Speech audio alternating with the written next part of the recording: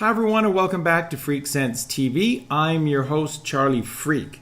Now today's very special podcast was recorded last week with Santos Bonacci. And Santos and I have been working on this podcast for quite a while now, as we want this to be very special, as we see this as becoming now and in the future as the go-to resource for the full holistic understanding of the raising of the chrism oil as tying into human physiology, which connects us to the four rivers of the Garden of Eden. And the four rivers of the Garden of Eden are within us. They are our four principal bodily solutions. This is our cerebral spinal fluid, the CSF, which includes the chrism oil and our semen. It is our blood, it is our saliva, and it is our urine. These are the four rivers of the Garden of Eden. And the Garden of Eden was eternal life.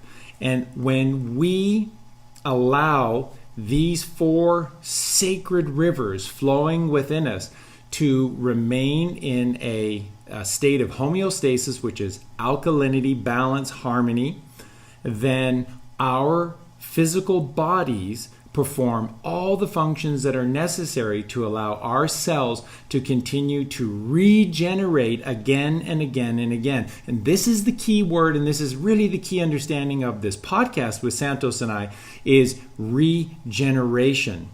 It is the regeneration of the human body again and again and again. And this is tying in our physicality with our metaphysicality as we ascend up our six in-body chakras, illuminating our seventh crown chakra to become the ascended man. This is our truth. So sit back, relax, and enjoy.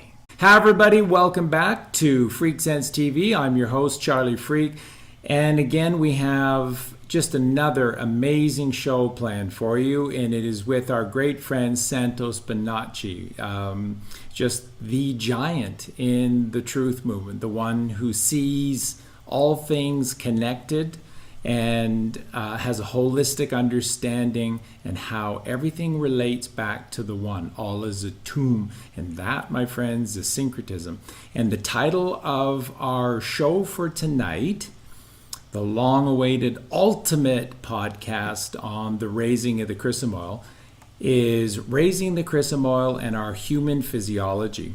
And Santos and I were talking a couple of days ago, and what has really come to me as I've gone through this process is that the raising of the chrism oil, the understanding of this process, the meditation, the connection to God, all of this is not about 3 days, your 3 days when the chrism oil, the milk and honey is released within you. That what this is about is a complete lifestyle change. And I know for some of you, this is probably not what you want to hear, but it's unfortunately for you, it's the truth. The truth is that you cannot live wild and reckless for 25 days of the month and then expect to cure all by being holier than thou for 3 days. It doesn't work that way.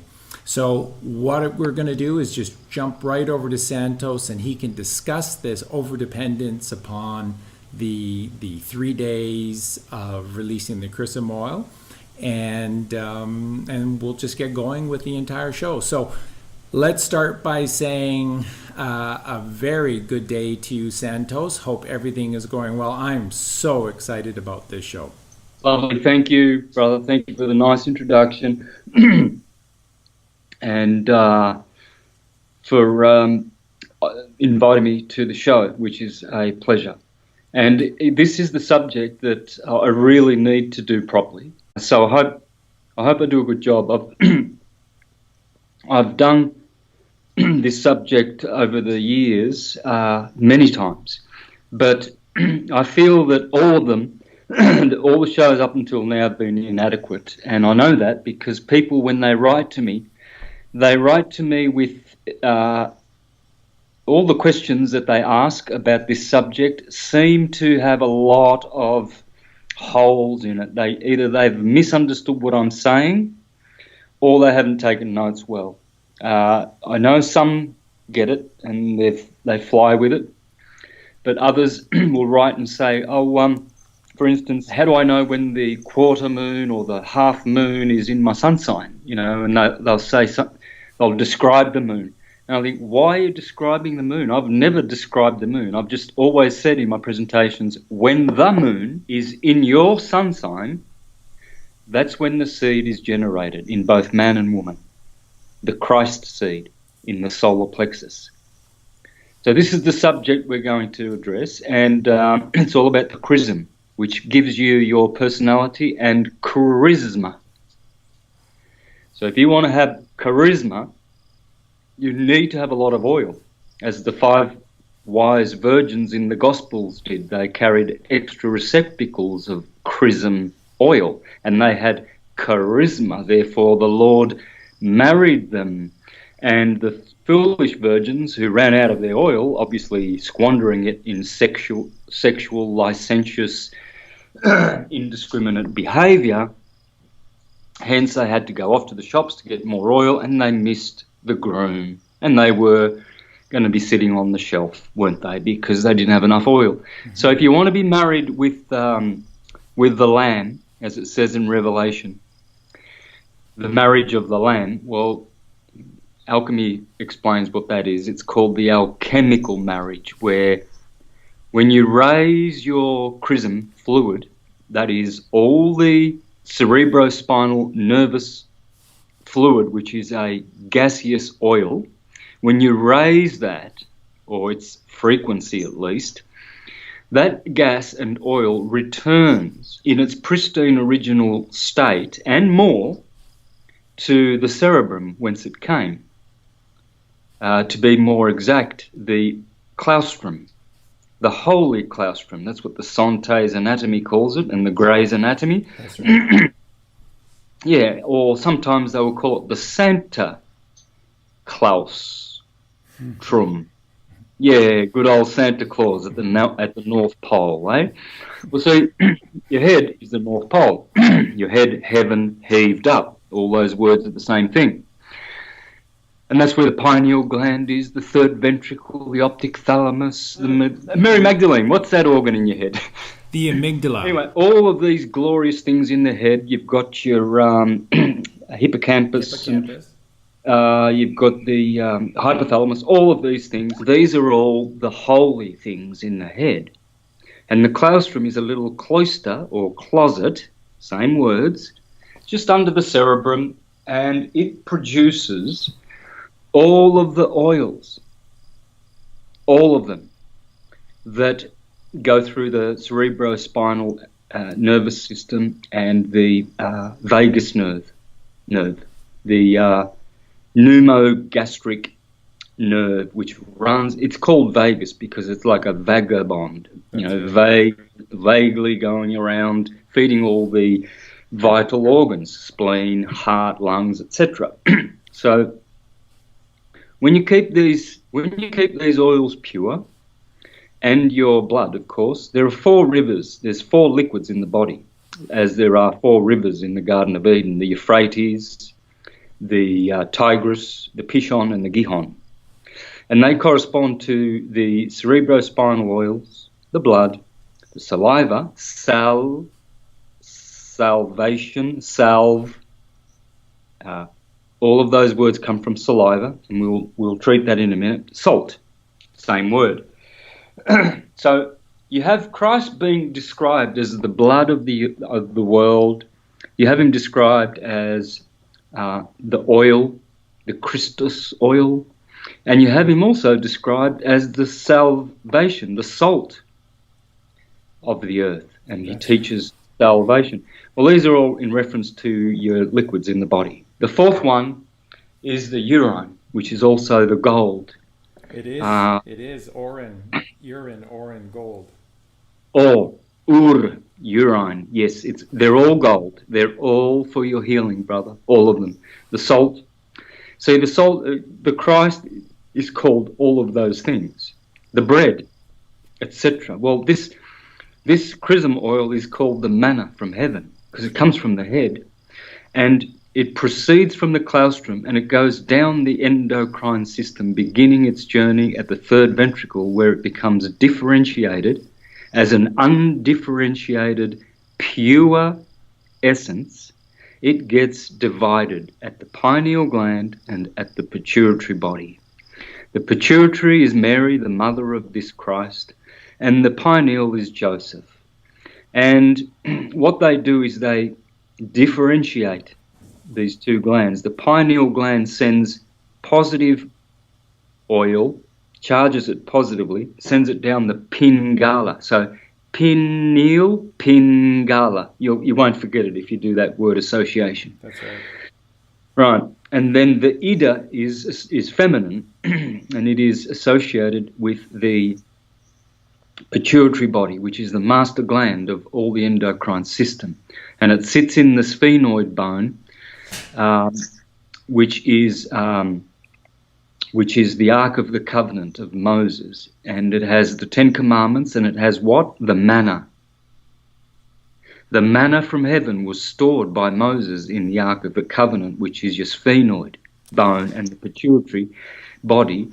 If you look at it in Google Images, you will see clearly it's the Ark of the Covenant, and you'll see the wings of the angels. You'll have the major wings and the minor wings, and they touch unto your temples on the side of your head. So these are the two temples, Boaz and Jachin. Okay, and the Ida and the Pingala are associated with these two temples. And so what occurs now is that oil proceeds, and it has to go all the way down to the sacrum, where sex and procreation occurs in the human organism, in the human masterpiece of creation, an alchemical laboratory, the like of which there is nothing in the universe. The beautiful human being. And yet the human being, well, I like to use that word, I've reclaimed it. In legalese, it's not a good word to use. Yeah, but in syncretism, it's a beautiful word. We are man and woman, and we are called human beings. So when you reclaim these words and give them their original status and meaning and glory, then you can use them correctly. So what man has forgotten is this holy science of how to raise the Christ. Remember, Jesus was teaching Nicodemus, a teacher in Israel, in the gospel. And Nicodemus said, how am I to be born again? Which means, how am I to be born of spirit? Because I'm already alive in flesh. How can I be born again so I can go back to my spiritual unconditioned state whence I came? Well, Jesus said, what? You are a teacher in Israel and you do not know? Right, so if the teachers of Israel, the priests and the gurus don't even know about this process, which is clearly described in all sacred scripture, especially the Bible. Read the works of George Carey and the God-man, the Word made flesh, and all of his other works, and you will see how he explains all of this from the Bible. The wonderful book, which is the Bible, which talks about this regeneration process. So the oil, oh, by the way, and Jesus told him how to do this process. He says, unless you lift up the serpent, the Ida and the Pingala, the Kundalini and the Kundabhafa, up the Shushumna, which is the chimney or the ladder that Jacob climbed to go up to the pineal gland, where he called it the penule. Here's Jacob, Israel, struggling with an angel, climbs the ladder of the spinal column and gets up into the cranium again and sees the pineal gland and says, I've seen God face to face and I have not died. I shall call this place Penule. Well, that's clearly the pineal gland. And so as he struggled with the angels, we also struggle with demons and angels on this plane, and to raise the Christ. And Jesus said that. He said, unless you lift up the Son of Man, you will not be born again. The Son of Man that's another way of naming this bread, the manna from heaven. It's also called the Son of Man, or the Son of Manna from heaven. The MANna is dealing with Manu, which is the mind. So whatever comes from the mind, from the claustrum, is the son of man. Okay? So if you want to lift up the son of man, well, that means to lift up the oil, the bread that was given to you from Santa Claus at the North Pole. He's very kind to go all the way down the North Pole, down the chimney, and to bring you presents and goodies, you see.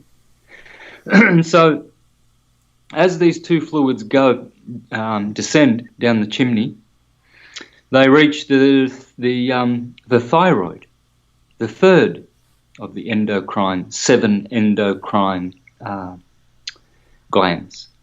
And it is further differentiated. So you see now this fluid that was pure, because of course Mary the Virgin, she's pure. She ain't no whore. The 5 foolish virgins, those were Queen Ishtar of Easter fame is a whore, is the queen of whores, Babylon. That's right. It's always a whore and a virgin at the same time. Virgo. See, Virgo, it's interesting. I'll just throw this in. It's a very promiscuous sign with some Virgons, very promiscuous, and yet very, very virtuous on the other hand. You will notice this dichotomy with Virgons. You'll notice it with all the signs, but the point is, Virgo is what's called a sterile sign in astrology. Leo, Gemini, and Virgo are the 3 most sterile, quote-unquote, signs. So if you've got either one of those rising in your chart, it's very unlikely that you will have many children. You may have one. I've got Leo rising. I have 1 son. That's about it. And I've noticed this reading the charts of many people. Virgo rising, Leo, Gemini, but especially Virgo because we're talking about the virgin and the whore. This is why it's called the virgin, because it is sterile. And when it's prominent in the chart of individuals, they usually do not have many children. It does create sterility. And there are signs that create fecundity, like Cancer and Taurus and Pisces. Those signs rising, I've found as well, reading the charts of thousands of people, that they have many children. So you see, astrology is a sign based on science and electromagnetism in particular. And it divides the arc, the 360-degree arc of magnetic waves, electromagnetic waves, into 12 pieces. And it's the only science that can tell you all the different states of energy along a 360-degree cycle, ecliptic, wave, whatever. Whereas all your scientists today, all they can tell you about is the positive half of electricity and the negative half, like the 2 terminals on your battery. They have no idea that there are 30 degrees of different states of energy along any ecliptic or any wave of any kind of energy or manifestation, whether it's a thought wave, a light wave, a sound wave, an emotion wave, it matters not. They are all in 12s. Everything happens in a process of 12. So I just thought I'd insert that to, assert the prominence of astrology and only astrology as the mother of all sciences. And the one who is ignorant of it, according to the Egyptians and the mystery schools, woe unto him, his poor soul shall be lost forever, who does not know the science of God, the science of light, which is astrology. In fact, it's one of the 7 liberal arts, and it's the last of the quadrivium, and yet they call it astronomy. The fools of this world who think that the quadrivium is numbers, music, geometry, and astronomy. How can that be an art? Just the bland science of naming stars and just putting them in there, in the heavens, in the dome of the heavens. No, you need the art, the language of astronomy, which is astrology. So very few people realise that you need to replace the word astronomy with astrology for the quadrivium. And if you don't, You will see what your destiny will bring you if you decide to reject and ignore the word of God, which is astrology. Only a fool who is perishing and who wishes to be eternally damned will ignore the science of astrology, the word of God. So, exactly, and I'll just quickly interject for everyone listening. This is the difference between alchemical science and our physical realm science. And all of the greatest thinkers in history have come up with all of the most brilliant ideas that have challenged us and have led us into new avenues and new pathways, have done so through alchemical science, the laboratory of the mind, the third ventricle of the brain. It is not our physical world science that we've been told to swear to, adhere to above all else, which is flawed. As you say, the science of electricity and the half positive, half negative, and they know nothing about the 360-degree arc of magnetism. Exactly, and to their detriment, and that's why the world is suffering. That's why we're paying for electricity, we're paying out our back ends for everything, because we've forgotten this holy science of magnetism, of God, of light, and how to regenerate oneself by lifting up the Son of Man, as Moses did in the wilderness. Remember, he said, as Moses lifted up the copper serpent in the wilderness. Copper. Now, why would it be copper? Well, first of all, we know it's very, very conductive, but copper is also one of those malleable elements which makes bronze or brass. So it's hermaphrodite. And so the copper serpent is dealing. See, copper is just another, it's another way of saying brass or bronze, which is copper and tin or copper and zinc and all of those male, female metal combinations, acid and alkali, right? This is the alchemical science and what it's in reference to. A serpent is the kundalini, because a sine wave energy is like a serpent. It waves like a serpent along the ground. So it's the same. The sin of Eve, you just translate that into the sine wave. Look, write down the word sine wave, and then under it write sin of Eve, and you'll see what's going on. It's the sin of the virgin, the pure one, becoming a whore. See, we were all pure once in our original state, and when we decided to eat from the tree, which is incarnation, we became the whore. So we have vices and we have virtues. And no one can say, oh yeah, that just relates to you and everybody else. I'm perfect. No one can say that. They are both a whore and a virgin, a virtuous virgin at the same time. So how this regeneration and reinstatement of our purity occurs is by regenerating the fluids which have descended down the chimney from Santa Claus, down the thyroid, down the thymus at the heart, down the adrenals at the kidneys, and down and through all the endocrine system, and eventually it there becomes the sperm in the male, and it is now a substance in the female which is to do with her reproductive cycle. So now both man and woman, alchemically in their beautiful laboratory, have made beautiful fluids ready for procreation. Now, here's the trick. Mm-hmm. To have sex and then climax with an external explosion ejaculation is not the way we are supposed to be procreating. This is how you generate imbeciles in the world. Thieves, liars, deceivers, and degenerates. According to the teachers like Samael Aounwao, who was a Colombian in the 60s and 70s, who wrote a book called The Perfect Matrimony, which is dealing with sex that is non-ejaculatory. And that's how he explained how serious and how awful and detrimental has been the outward ejaculation for mankind.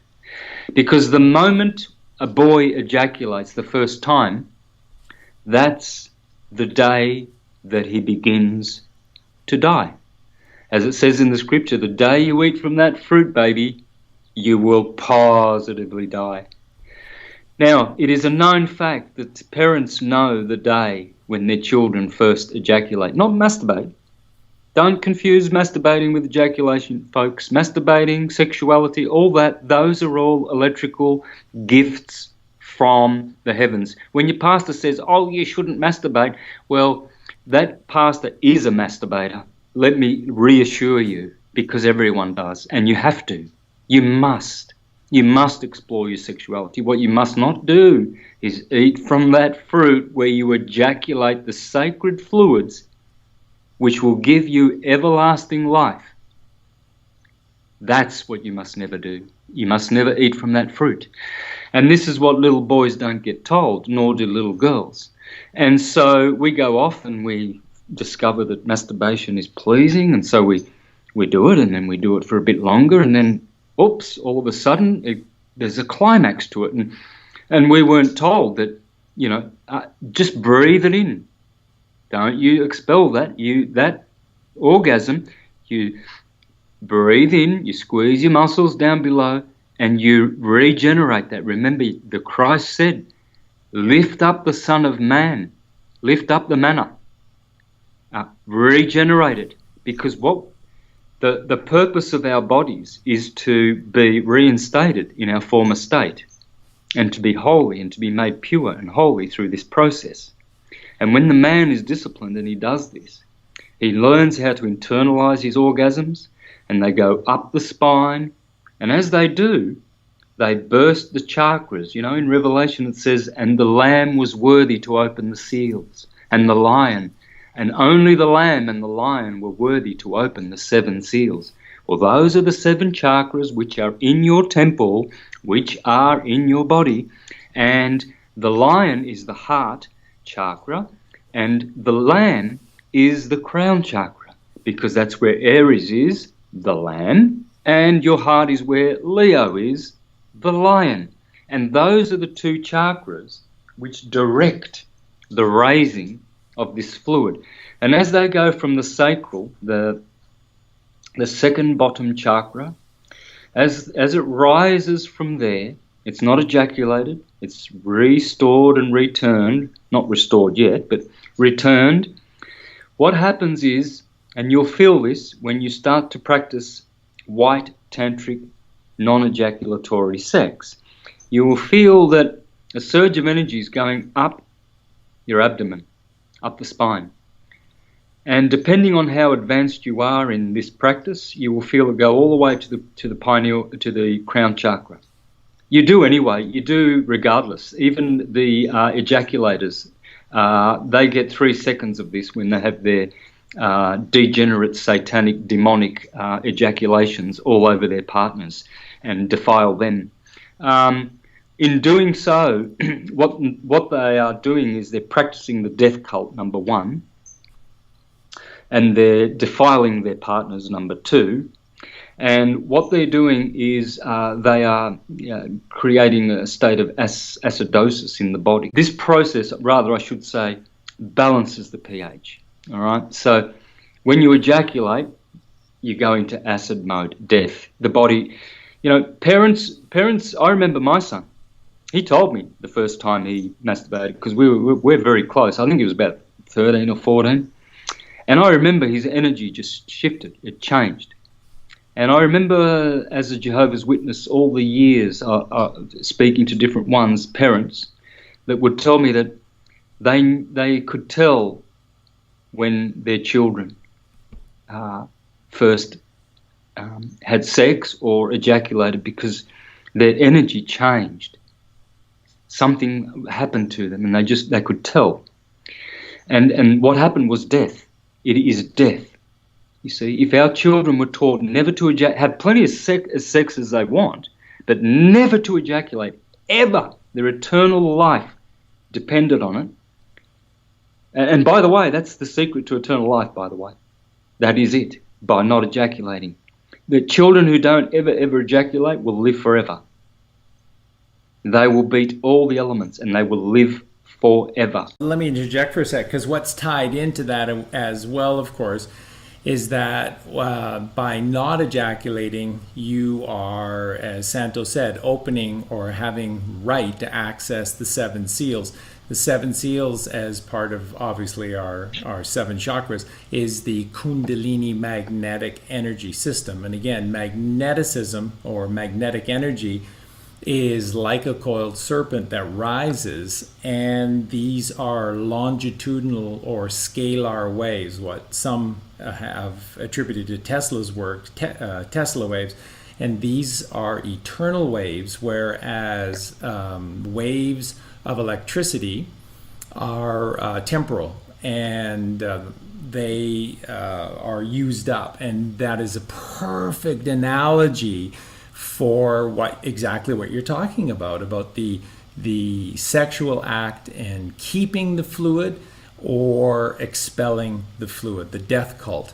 And I'll just also quickly interject, when Santos is talking about eating from that tree, eating the fruit from the tree, there's 2 trees in the Garden of Eden, the tree of life, and then there's the tree of knowledge of good and evil. The fruit from the tree of knowledge of good and evil. This is what Santos is talking about, that got Adam and Eve expelled from the perfection of Eden, east, is the despoiling of this sacred fluid. So I thought I'd just quickly interject those 2 things.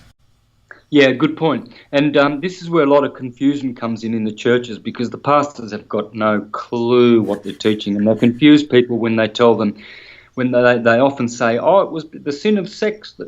You hear people say this often, even pastors, but mostly common people.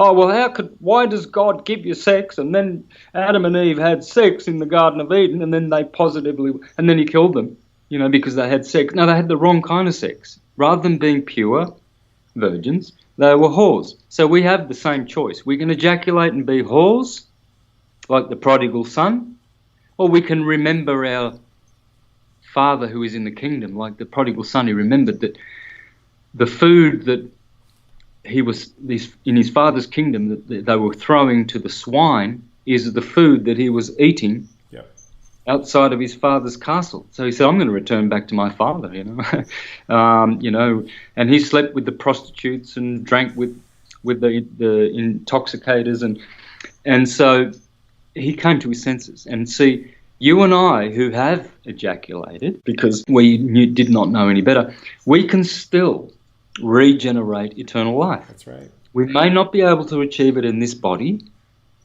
but the moment we start on the trajectory, on the narrow road that leads to everlasting life, you see, there is a narrow road, and it does lead to everlasting life, folks.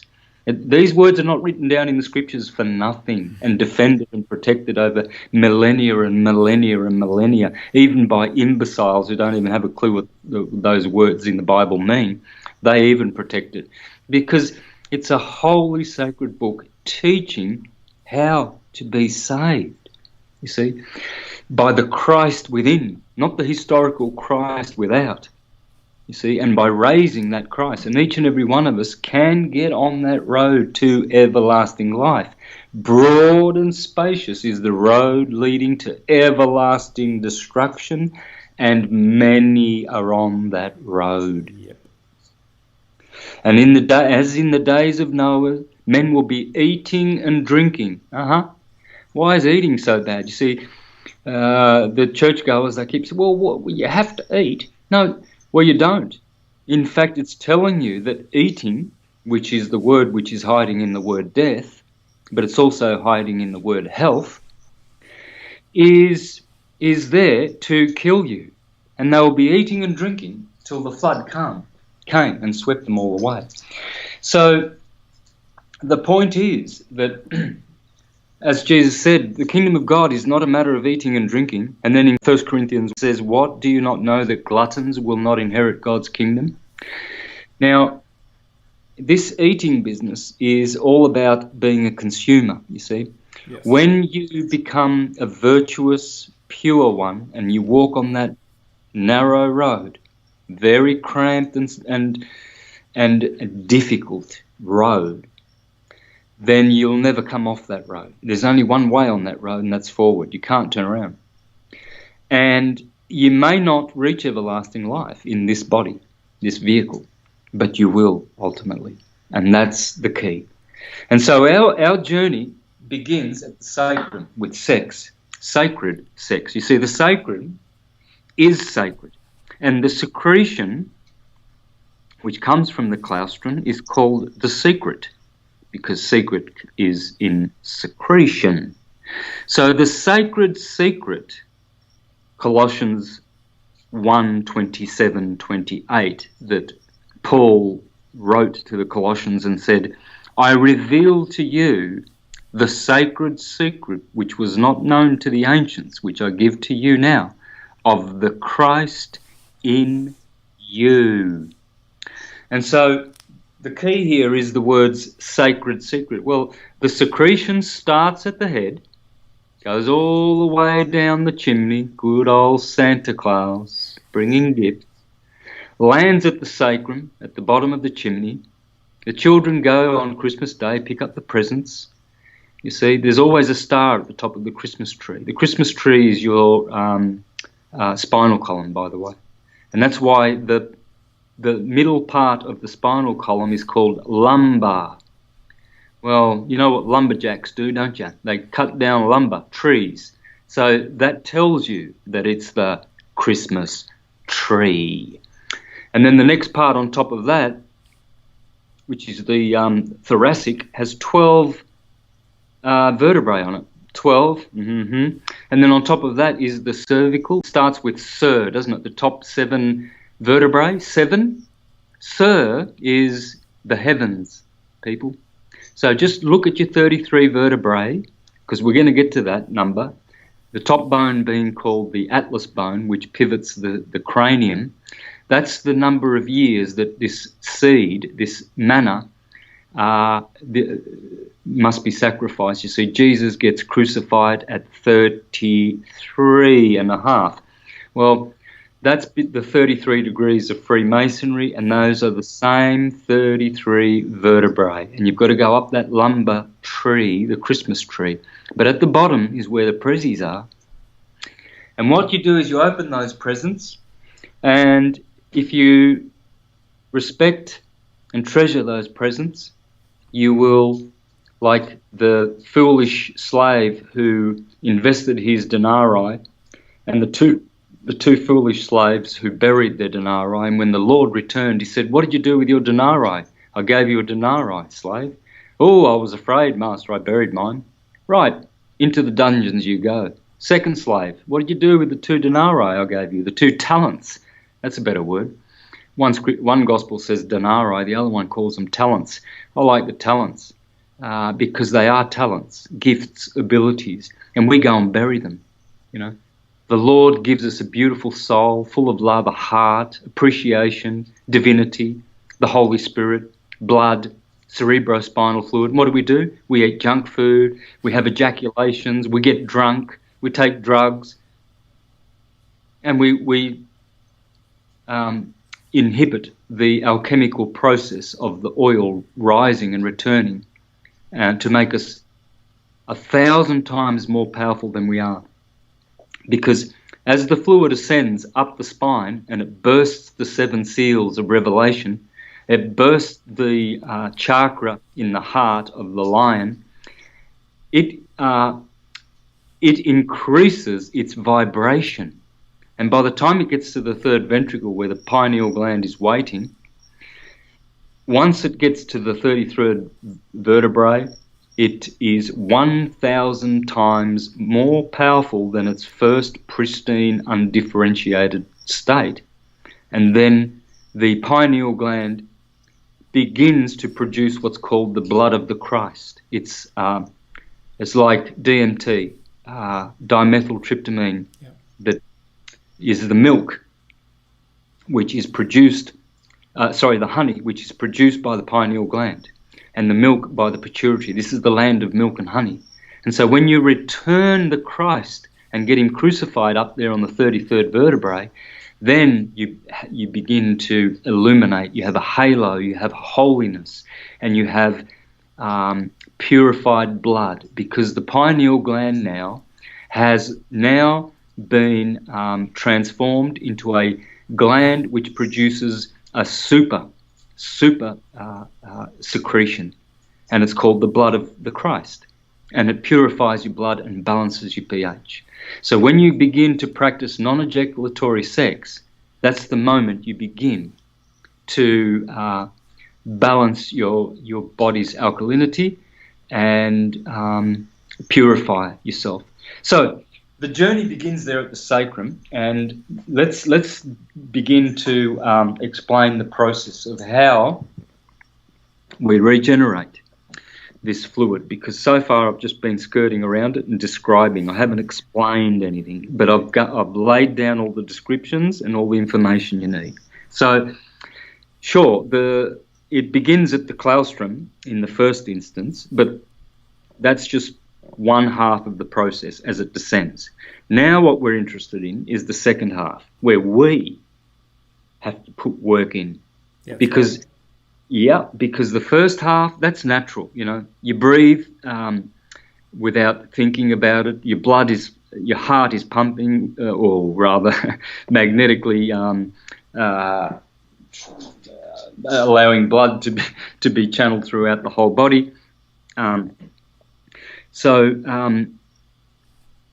what happens is we now, as we can intervene in our breathing, and we can control our breathing, we can also intervene on this process. If we don't, the process may never happen, or it may take years.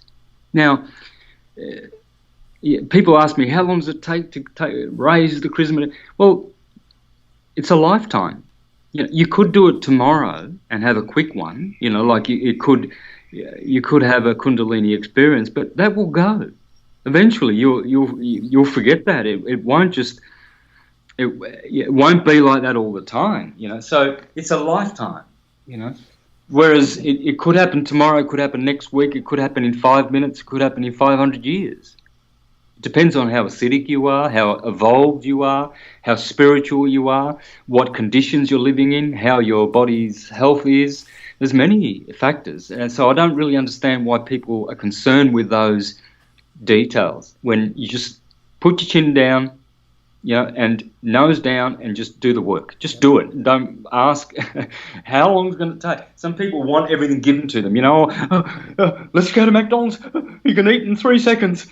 They don't want to go and buy all the good organic food, cook it themselves. So they ask these questions. Well, I never answer them. I say anything from 1 second to 1 billion lifetimes. Okay? Now, go away and just do what you have to do and work, and do some work instead of sitting around asking questions, waiting for good things to come to us. So we can, we can be good or bad by degrees with this work, this holy work of raising the Chrism, and get results according to our labour, okay? But this is how it goes. Every month, the moon, every 29 days, the moon goes through all the zodiac signs, and she spends 60 hours in each sign, okay? So each one of us has what's called a sun sign. I'm Aries, next door neighbour is a Libran. You, brother? Cancer, the Cancer sun sign, Colleen and I both. Yeah, Cancerian, okay. Anyway, but we'll get to all those beautiful organs in the head later. Because remember, head is the same word as heaven, all right? And heart. Look at heart. H-E-A. Head. H-E-A.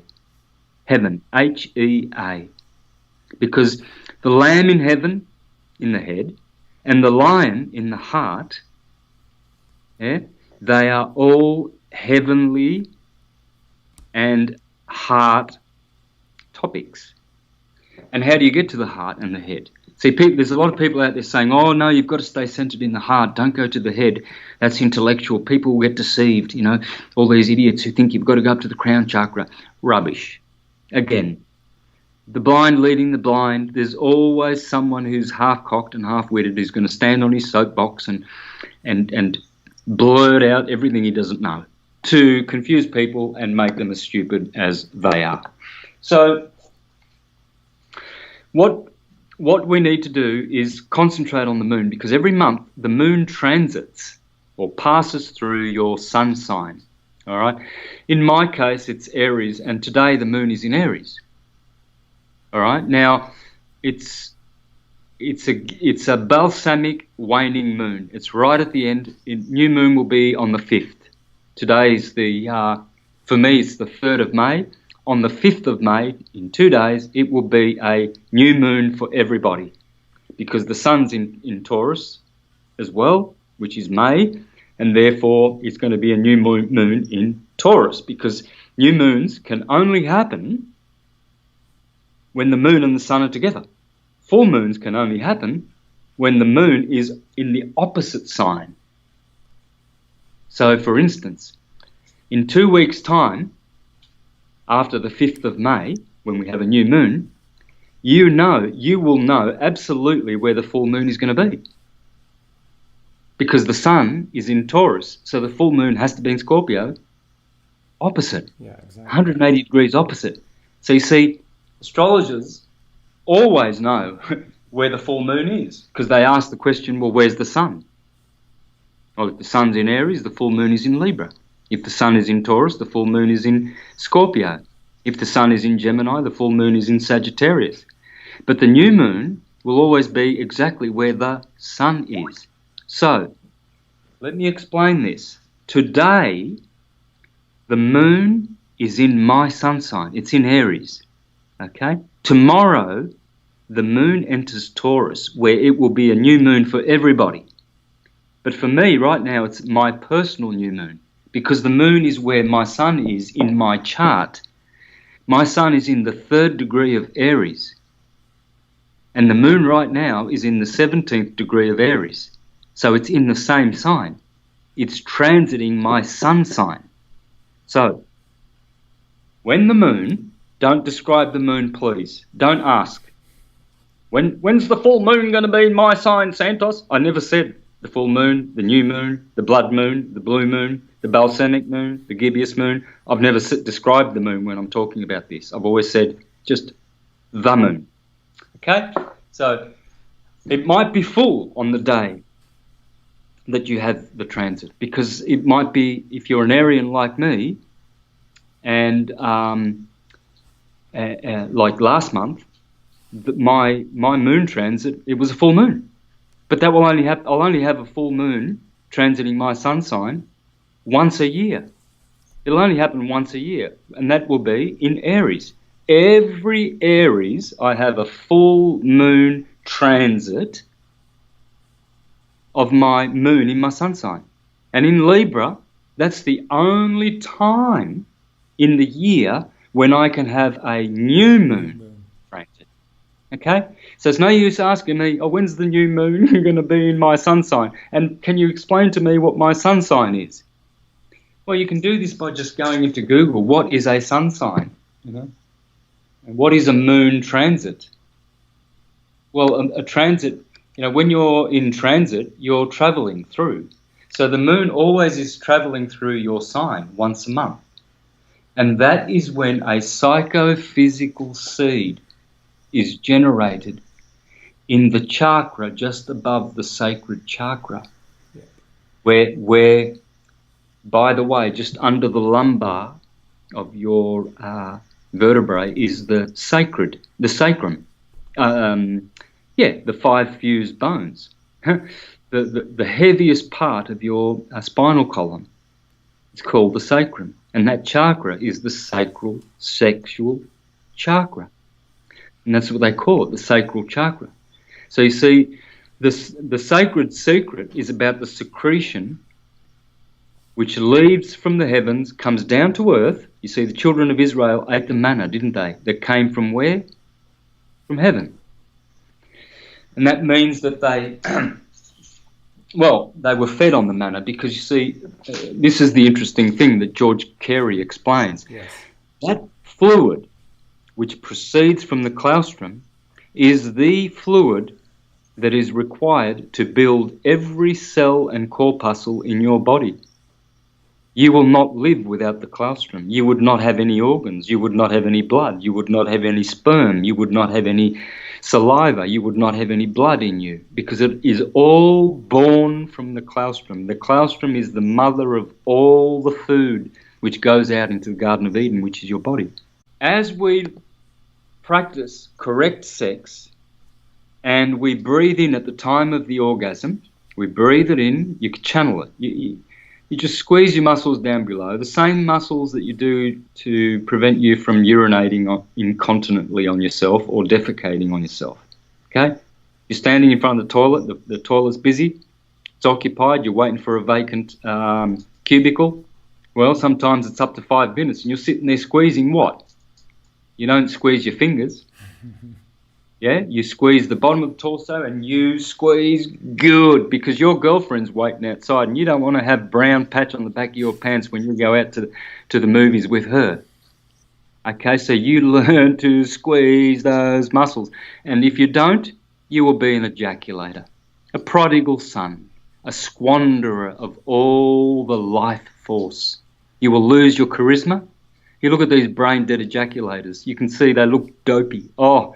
Like Cullen Smith, Danny Wilton, Christopher Lord, guys like that, Johan Oldenkamp. I use that not because I hate these guys, I love them. I'm just giving them as examples because they're out there on the internet telling people that ejaculation's the way to heaven, and pig bum eating and all of this is the way to get to heaven. So they are the poster childs of debauchery and degeneracy, and I will use their names forever. And in the new world, their names will be under the word debauchery, ejaculator, fool, deceiver, degenerate. When you go to the dictionary, you will see their names. And on top will be Cullen Smith. So I have to say that because you need the antithesis. You need the enemy of this truth, and you need to see the poster child of evil and how deceptive these evil degenerates are who teach the opposite of this holy truth, so that they can fill the world with demonic death. They are the death cult children, poster child. It's the thing is that these things need to be said, and as tough as it is at times at naming somebody's name, the fact of the matter is there are so many people out there, the very forefront of this so-called truth movement. So many of these people, it just almost seems to be ubiquitous that if you have the most amount of subscribers, followers, legions of fans, and most hits on your videos and stuff, you just don't seem to get any of the biggest truths. And the fact of the matter is, folks, this is should be so obvious to you. Things are so bad. Things are so upside down and so ridiculous. It may hurt a little bit, but the fact is, if we don't start hearing some truth, if we don't start really waking up every single solar day and living the truth, we're going to get to a point where there is no going back. There is no raising the Chrism. Because remember, part of this process that Santos has hinted at all through the first part of this podcast is that to raise the Chrism, you cannot be the prodigal son. You must be virtuous. And believe me, alkalinity is not just of food or beverage. Alkalinity is thought as well. We have to have alkaline thoughts. And alkalinity, balance, homeostasis only comes through syncretism. It only comes through connecting to that one truth that finds its way through the middle, through the center of all other truth, that connective fiber that runs from heaven right down into the brain, connects into the spine and grounds us. That is truth. That's syncretism. So if what Santos is saying might offend you in the moment, that a certain name is being given. It's time. We have to start speaking the truth. And if you're not prepared to hear it, you're not going to raise the Chrism, because that's all part of this process. Yeah, and exposing the liars is our duty. As the prophets of God were always ordered to murder and destroy and expose the prophets of Baal, the false teachers. And these guys, I mean, they use names like, for instance, Cullen Smith. Cullen comes from Colin, which is Cohen, which is to con. He's a con artist. You see, the priest, the Cohen, the Colin, the Cullen, and he's a smith at it as well. So he thinks he's a bit of a wordsmith. He keeps talking about syncretism, giving it a bad name. You've got no idea what it means, but he's a consmith. That's what his name is. I think these guys have actually haven't got their true names. Why would you call yourself a consmith and have an entertainment channel? And you see all these guys. You just have a good look at them. Look at their channels and see how dopey they look. I mean, to me, it's obvious they've ejaculated their brains out totally. There's no spirituality. They are godless. They are the godless throng, debauched.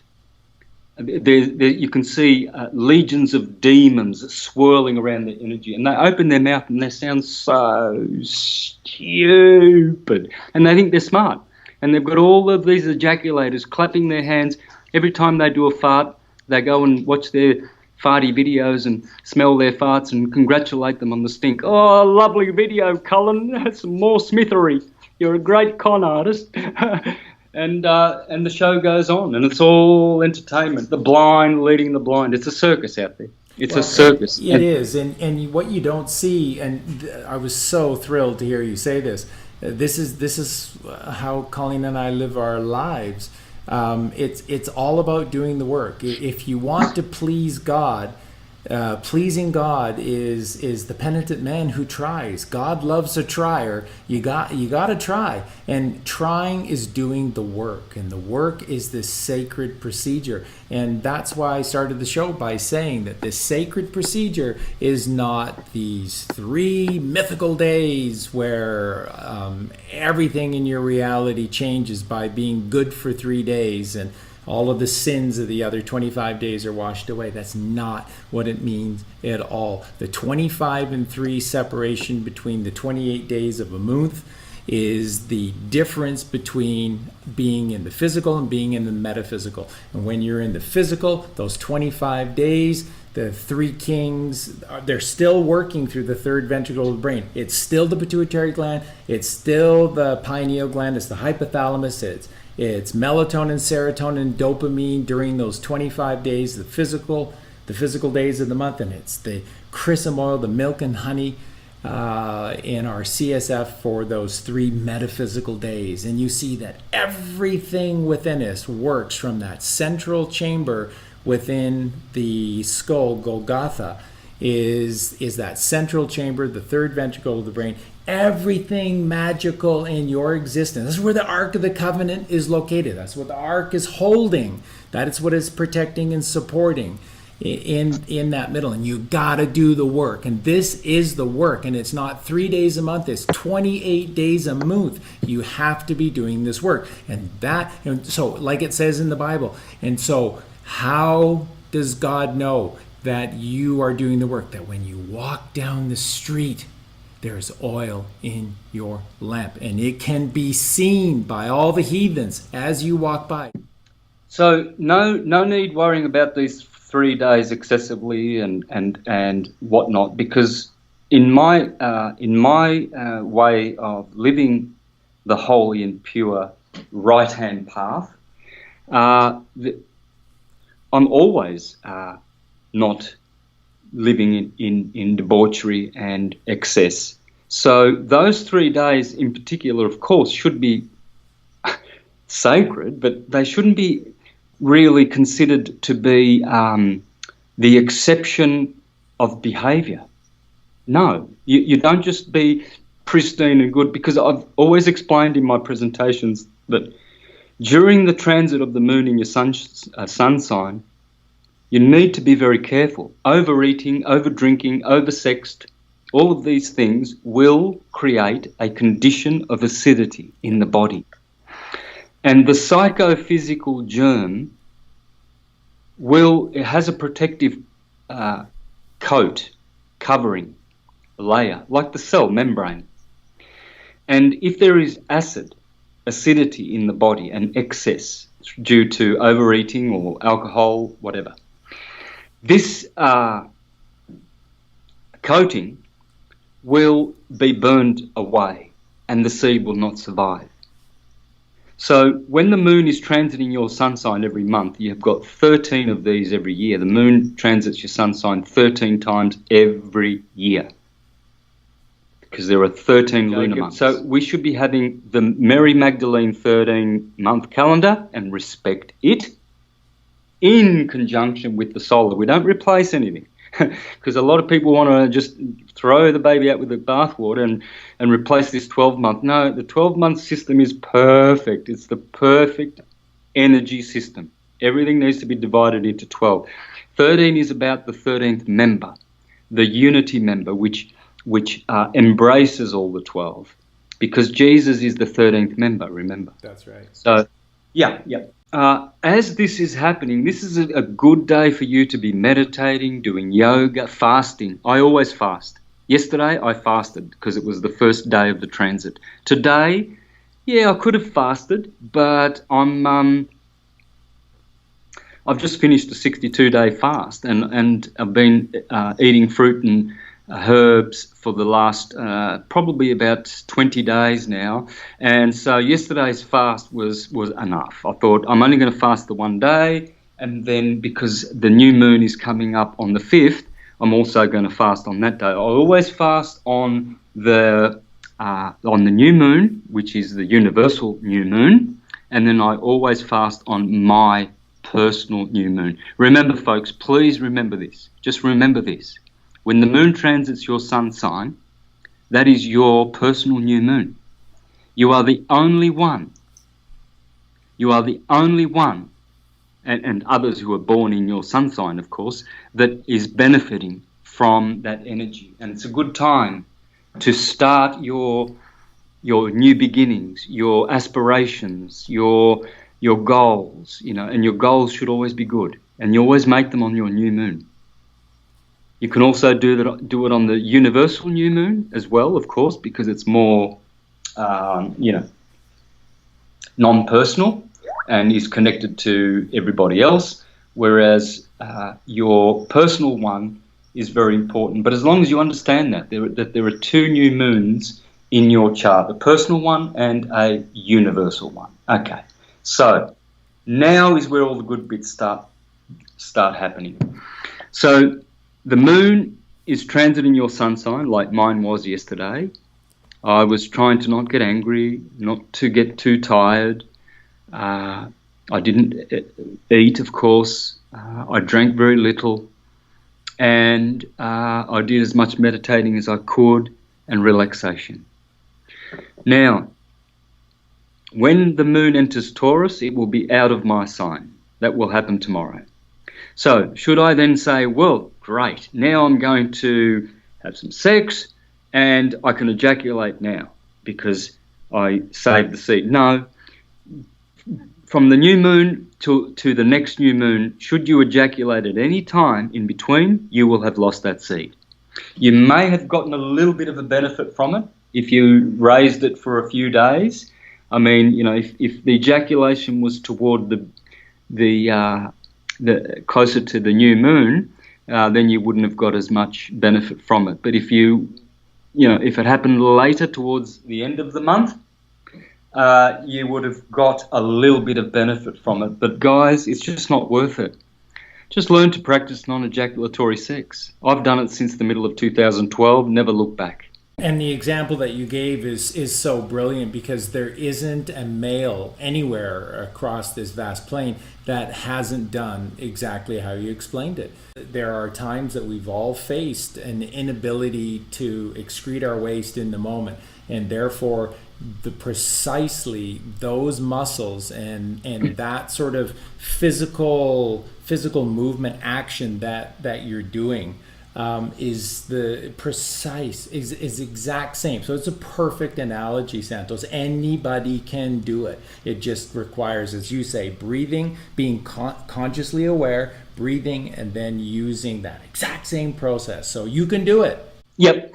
And don't worry about, have I reached the crown chakra? I get emails like that as well. When will I know? When will I know when I reach the pineal gland? How long does it take? What should I eat, etc.? Well, look, this process is going to happen anyway. Breathing's going to happen. Your heart's going to be circulating the blood. It's going to happen without you doing anything.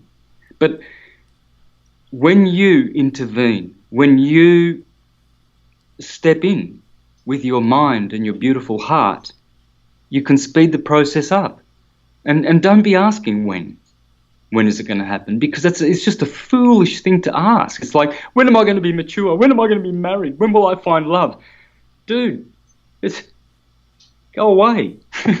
I've never asked any of those stupid questions anyway, and then you ask me? I don't ask those questions because I don't care about that information. I just care about, put your nose down, do the work. That's the only way you will reap the rewards. Yeah. I grew up on a farm. If I didn't plant seeds at the seasonal time, I didn't eat. And I would be considered a fool by my neighbours. So you just put your nose down and get the job done. Stop ejaculating, stop eating pig's bums. We weren't ever meant to eat any bums. Fish bum, chicken bum, any of bowel cancer and all kinds of degenerate diseases, which I will never have. So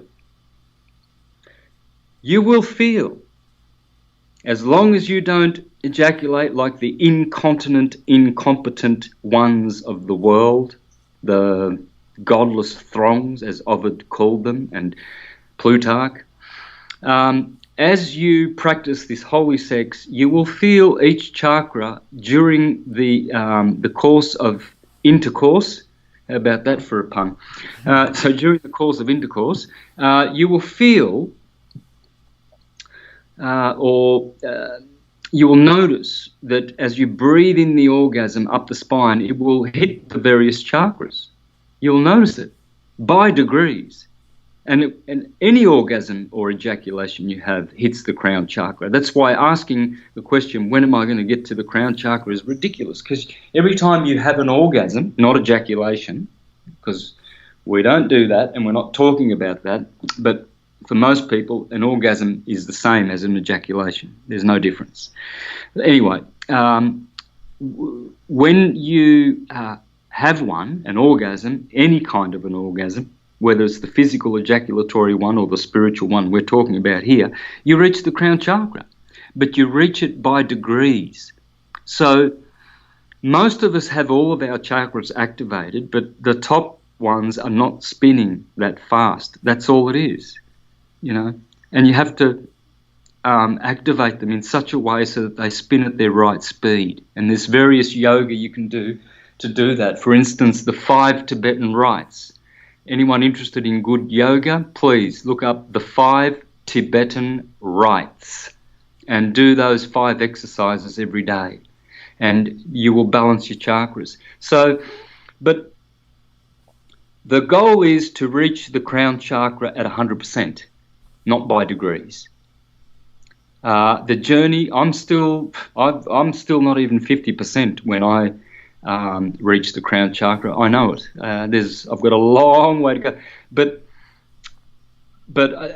at least I'm not incontinent, which means I'd be incompetent. At least I am channeling the energy in the right way and continuing, and eventually I'll get there.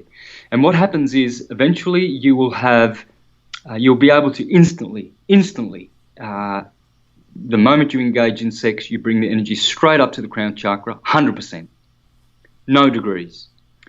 So most of their people are having their internal orgasms in the solar plexus heart region, and then eventually they go through the throat chakra, into the pineal gland and the crown chakra, create unity consciousness during sex. The most beautiful thing you can ever have whilst you're having sex is to be one. And you can't do that if you're having ejaculatory physical sex. You are alienating your partner. You are separating yourself from them because you're looking after your own selfish gratification. Yeah, your own sensation. Like you described, defiling nature, defiling Mother Nature, defiling the sacred feminine. Yeah, that's right.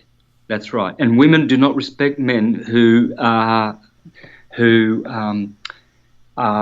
only pleasing themselves. They can tell. No matter how charming you try and be and sophisticated and suave and romantic, the woman knows when you're just in it for yourself. A man must be controlled, like St. George or St. Michael. Mm-hmm. He must please his woman first. It's through his woman that he gets to heaven, because she then enables this process of the kunda buffer interacting with the kundalini, which is the kunda buffer. Sorry, the woman is kundalini, Magdalene. That's what Mary Magdalene means. It's connected with the amygdala, which is Mary Magdalene, and the kundalini. Kunda is the goddess, which gives you the word, C-U-N-T, yeah, and because it's from the Kunda, the goddess of the Vesica Pisces, that all life comes. Okay, so this is the Mary Magdalene energy, and only through the woman, through your partner, can she enable this. So if you please the woman first and only, I never have sex to get a reward out of it. I don't see sex like that anymore. I used to. I was an ejaculator par excellence before 2012. Oh, you wouldn't have got a better one than me. I knew how to do that stuff real good. But I always found that I just felt guilty, empty, exhausted, depleted. I felt wrong every time I had sex from when I was a teenager. Yeah, sex always. I can agree with that wholeheartedly. Yeah. The moment I stopped ejaculating, brother, was the moment I started pleasing my woman. The moment I started expanding my consciousness. It was the moment that after sex, I felt good. I didn't have any guilt, no sort of this shame, this awful, what have I done? I just had sex and yet I feel awful. I want to sleep. I'm angry. I was always angry. Every time I had an ejaculation, I come home from say work that day and abuse everybody, just be angry. And the thing with non-ejaculatory sex is that the woman is always guaranteed to be pleased. Why? Because you never get tired. I can do a stint of 1 hour with my beautiful partner, and go and have a coffee for 10 minutes, and then come back and do another hour if I feel romantic, But it's not about lust. It's not about, sex. I don't gratify my sensations with sex because I am St. George. It's the same with food. I don't let food, just run me around because I'm hungry. Like you see people, they'll kill to have a meal sometimes. They're just controlled by their appetites, I don't like that. I do not like to live like that at all, brother. Although I do have desire for sex, yes, and I am hungry for sex and food and drink, just like you. I'm not saying that I'm special, and I'm just saying that I'm doing the right thing through accurate knowledge. Okay, and therefore I get the results. I would be dead if I didn't do all the protocols I did, brother. I would be dead. People look at me and say, you're not a very good example for health. You're skinny, you don't look good. Yeah, I know, but you're judging a fish by how well it climbs a tree. Yeah. I've had torture for 10 years, more than that. itching and sleepless nights. I would have died, I know, 10 years ago if I didn't do the things I did, the vegan diet, the protocols. So, you see, a fool is the one that just jumps into judgment straight away. It's a shame. As you go up these chakras, folks, the blessings, the expansion of consciousness, etc., is untold. You cannot put a value on it. You cannot put a price on it. But you will discover treasures beyond your imagination, things waiting for you when you learn continent sex. You will learn things that the like of which others will take lifetimes to learn. And I'll share some if I can. But let's just go back to this breaking of the 7 seals and the lion that is worthy to open the 7 seals. The 7 congregations that are in Asia. This all happens through consciousness expansion, folks, and sex is the best way to do it. Sex is a consciousness expander. Why? Well, because you're doing it with your partner, you love your partner, and you have 2 consciousness. Where there are 2 or more in my name, I am there in your presence with you. That's right. So you bring the Christ with you when you are practicing unity sex, because guys who just please themselves when they're having sex, they absolutely put a wall between them and their partners in a spiritual sense. Physically, oh yeah, they do well. Then no problems. They get their rocks off or whatever they call it. But spiritually, they will never know themselves. There's only one way to know your partner spiritually, and that is to be one with her through sex. You can do it other ways. You can do it through breathing. And of course, when you breathe properly in the tantric process, you actually do induce this other worldly consciousness which envelops you, and you all of a sudden, you become one. Like when you see the caduceus, the medical, great example. You see the 2 snakes at the top of the caduceus intertwined. You see them looking at each other. And that's what you do.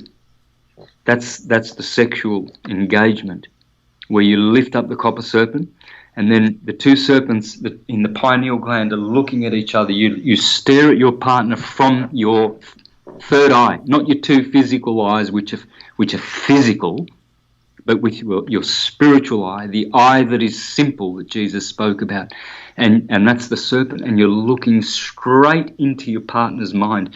I've been there a few times, and it's scary. And because it's so scary, you actually panic and you stop the process.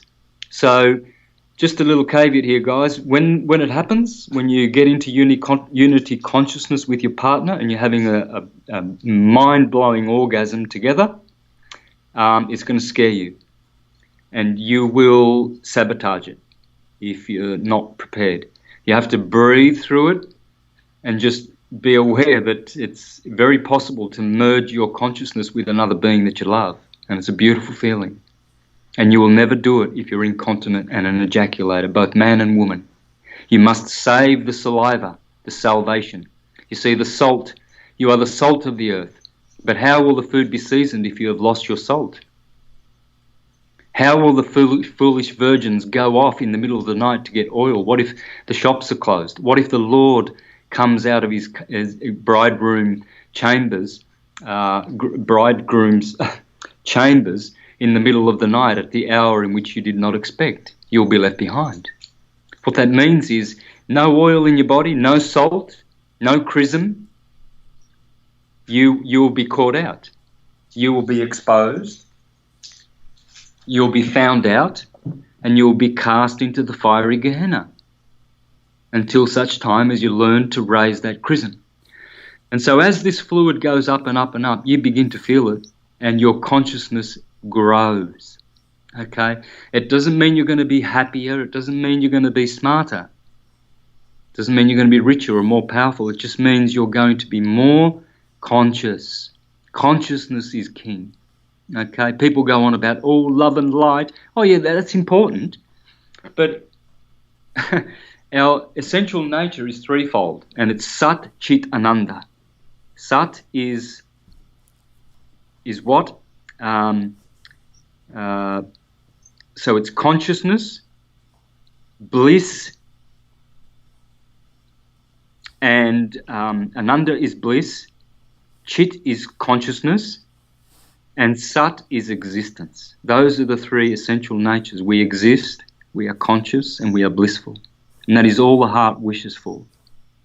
Sat, Chit, Ananda. And Chit, you see, there's no love in there. People say, oh, we're love, we're light. No, we are Sat, Chit, Ananda. Okay. So existence, and this is where people get all off, and they start getting on their moral high ground when they think it's all about being better, more loving and more light. It's about being conscious, people. There's only one sin in the universe, and that's ignorance. It's not hate, it's not evil, or whatever you want to call it. And you think, oh, love and light's going to save the day, just, don't be angry, don't do... No. It's consciousness, awareness, consciousness, because that is what is godly. If you are conscious of things, you see, why do evil people hurt other people? Because they're unconscious. They don't even realize that they're hurting themselves. You see how consciousness is superior to love? So it's no use preaching the love and light bullshit. That's what I call it, because not that of course I love light and love. I'm saying that love and light philosophy is pure bullshit, because it's only half of what we should be doing. We should also be angry. We should also be the opposite, because we live in that world. And we have to express both sides, okay? So when we arrive at the top, the spinal column, there is the medulla oblongata. And this is where the crucifixion happens, because the vagus nerve crosses over and forms a cross just where just above the medulla oblongata, okay? And medulla oblongata is, in the mythologies, this is Medusa. And when Medusa gets her head chopped off, that's explaining that Perseus is cutting off the head of an individual who is not going to ascend at the medulla oblongata. Everything stops there. The journey ends at the medulla oblongata. Either you get your head chopped off or you proceed further. In other words, you crucify the oil dies for 3 days in the tomb, in the fornix.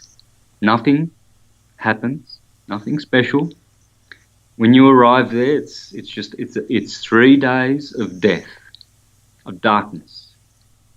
Then on the third day, an electrical signal is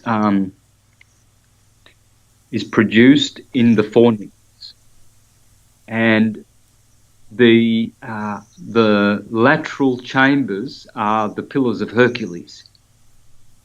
And you'll see the lateral pillars, rather, not chambers. And what happens is there is like a membrane which separates the one part of the fornix from the deep chamber of the fornix, and it opens. It opens this, and this is the stone that was rolled in front of the tomb. And the two angels entered the tomb, and they found Jesus dead in the tomb, and he was luminous. And then the luminous Jesus came out of the tomb, and the two angels then disappeared. And then guess who turns up? Mary Magdalene. Mm-hmm. Okay, so this is describing what happens once we return the Son of Man. Lift up the Son of Man. Up, up, up to high heaven, which you'll never do if you're an ejaculator. You'll never get to heaven. Never. Ever. And you will perish in eternal damnation with Cullen Smith and all of his boyfriends. And you will perish. You absolutely will. It's important and imperative that I denounce and name these people, shame them, pull these false prophets off their soapboxes and pull their panties down and expose their very, very, very tiny parts. And so when the holy sacred fluid reaches there and is crucified and then is rested in the chamber, on the third day the dormant brain cells, the pineal gland secretes the blood of the Christ, and all of the dormant brain cells in the cerebrum are activated. Okay? This is where Christ returns in the clouds. Clouds are grey, grey matter is the brain. So when Christ, you will see him coming in the clouds. Yeah, well, he won't be coming as in ejaculating. He'll be coming as in physically arriving, people. Okay, it's C-O-M-E, not C-U-M-E. So don't be thinking about ejaculating and getting into heaven, folks. It won't be happening. You will go to hell. And hell is a condition, all right? And then second, it is a place. But first, hell is a condition. But it is a condition and it does exist.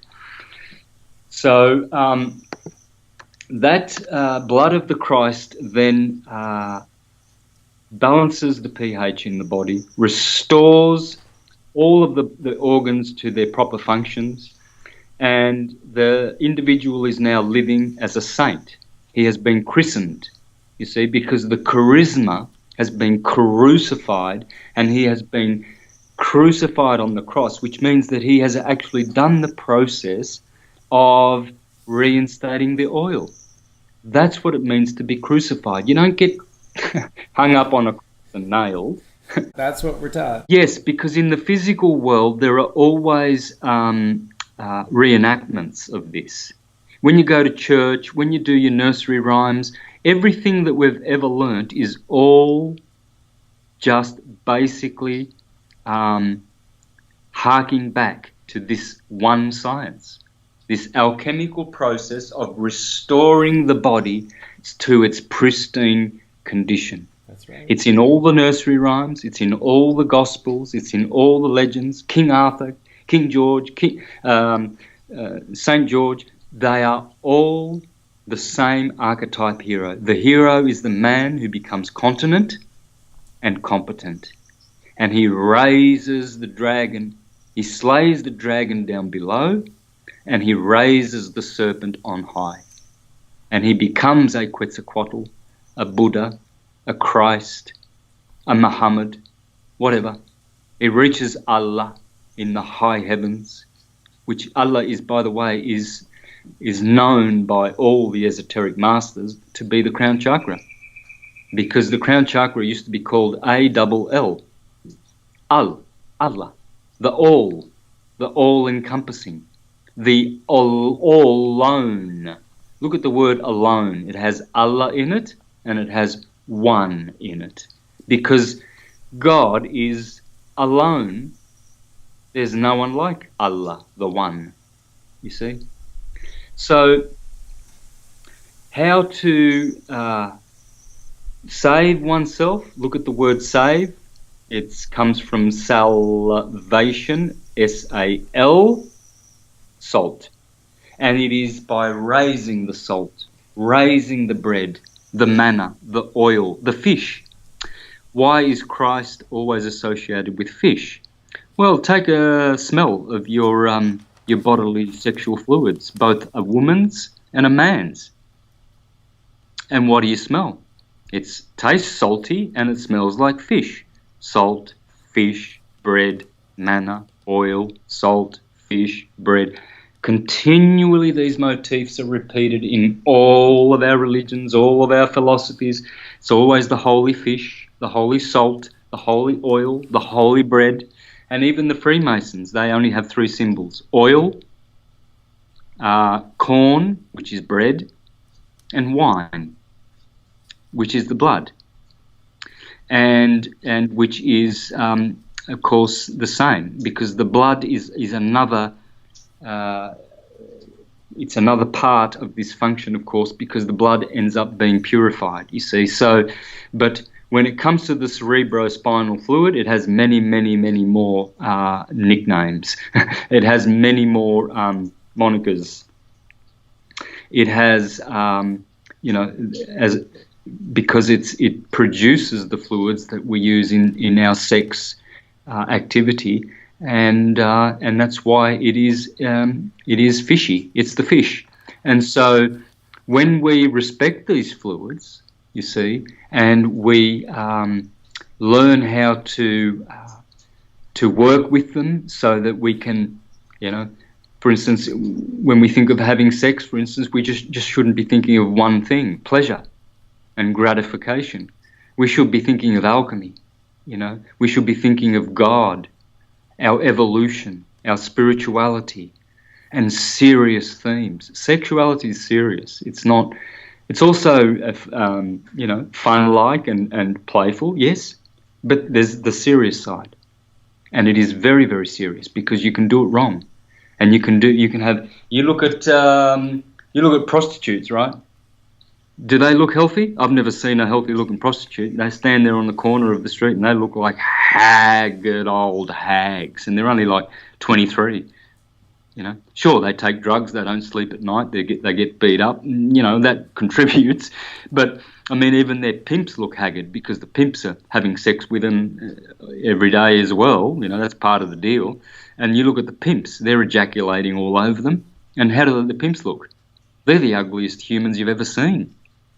God, they look like Cullen Smith, dopey and degenerate. He looks like a pimp. He actually does. He dresses up like a pimp. He's always half naked. They're pimps. All of these ejaculators. Because they're pimping out their own energy.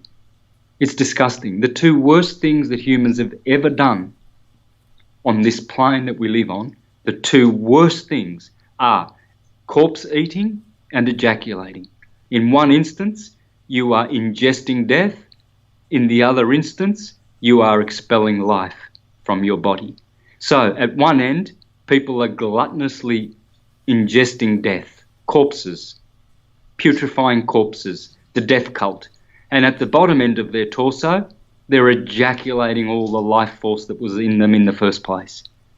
And every day, 3 times a day, they do this. They have 3 meals and they have 3 ejaculations. And this is the worst demonic practice in the universe. And all who practice such things will be punished by their own deeds. No God, no one's going to come and, throw them in a fiery pit. They will do it to themselves. Stupidity is the order of the day, brother. I'm very, very careful when I do my, I shouldn't say careful, but I'm very,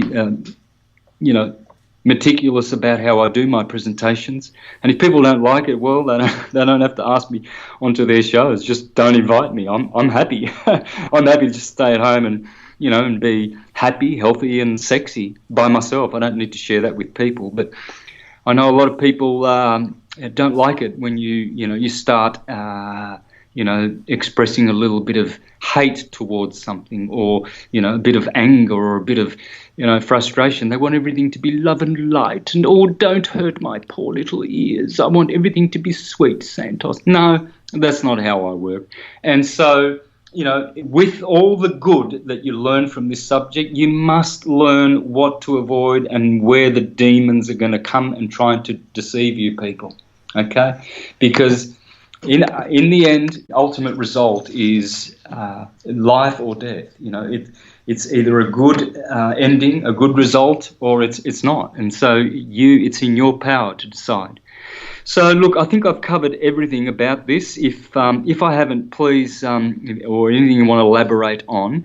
But this is the sacred process. This is how one regenerates their souls and restores their souls. This is how to save your soul, because soul also comes from salt. Okay, in French, salt is sel, S-E-L, and we have a word in English which is self, S-E-L-F, right? So what is yourself and myself and his and herself made of? Well, cell, because yourself is salt, and your soul, no mistake that soul, S-O-U-L, sounds like S-A-L, salt. Okay, so look at the words, study the words, and the words will teach you. In the word, in every word, is the truth of that word. In every word there is an encyclopedia of words. But you have to look at the words as anagrams, lexicograms, backwards, mix them up, and understand the letters. And all words will speak to you. That's just brilliant. And, again, just alluding to George Carey again, and another book of his, Zodiac and the Salts of Salvation. So much of what you said is touched upon there. The basic essence to life, the real essence to life, coming through the building blocks, cell, which is soul, which is salt, and is our truth. And the thing that is just absolutely beautiful, the whole process is a mind-blowing, tingling experience, because when you hear the truth, it is holistic and it connects all things. It answers every single part of itself seamlessly. And when you listen to the truth, you get that tingling within yourself, because your essence knows that what you're hearing is, for the first time and probably in a long while, you're hearing actual truth, because it resonates with every part of you. And what you're talking about in terms of what is necessary in the process of raising the Chrism, it's so beautiful. And then tying it into sex, non-ejaculatory sex with your partner, is so amazing, because what you're really talking about, again, is a virtuous lifestyle. It's putting others first. It's serving God's creation. And serving others first is the salvation of the self. And this is where we release the Kundalini magnetic energy within us, which is so vital, because unless we change our habits, which are all just bad habits taught to us from birth, then we're going to live an electrical life where everything is that, as Tesla described it, as a downward causation, constantly raining down upon us with temporal waves, electricity. And in our lovemaking, in our sexual intercourse with our partner, when we put the interest of others first, that is serving God's creation. And when we honor the sacred feminine, that is just a beautiful metaphor for releasing the Kundalini magnetic energy, which is feminine, which is the opposite of the masculine electricity, constantly pouring down upon us, the weight upon our shoulders. The weight upon our shoulders is lifted, and we literally fly, we ascend. Again, this is why the baptism of fire is performed in the air, because in the air is a metaphor, of course, for silence and ascending. And this is meditation. And this is, again, serving God's creation through the service to others. And when we do this, we just have the most beautiful, selfless sex. And when you were talking about your experiences as you were going through this process, about having all of the sex, and then every time that you would have an ejaculation, you would just feel so devastatingly tired, and you would feel alone, you would feel almost sick of the process, sick of yourself, sick of the partner, angry. These are the same experiences that I had myself, and I can powerfully confirm in what you're saying. And when our life really begins to change is when we see that this isn't some 3-day process. This is a complete transformation of who we are, top to bottom, bottom to top.